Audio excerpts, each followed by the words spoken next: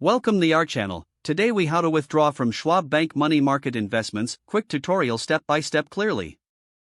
To withdraw from Schwab Bank money market investments, start by logging into your Schwab account. Navigate to the account summary page to view your available balances. Locate your money market account and click on it to access detailed information. Choose the option to withdraw or transfer funds. Select the amount you wish to withdraw from your money market investments. Decide where you want the funds to be sent. You can transfer the money to an external bank account or to another Schwab account.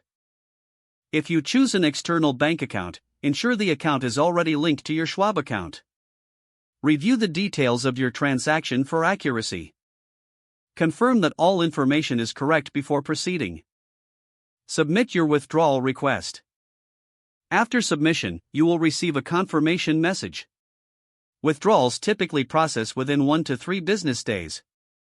Monitor your email or Schwab account for updates on your withdrawal status.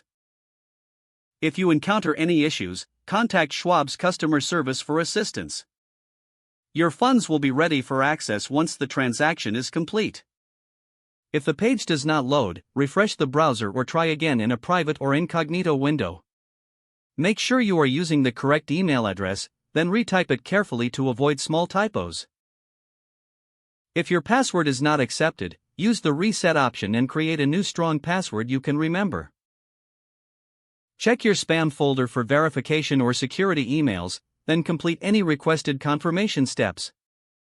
Enable two-factor authentication if available to improve account security and reduce unauthorized access risk. After signing in, review your profile details so your contact information and settings are accurate and current.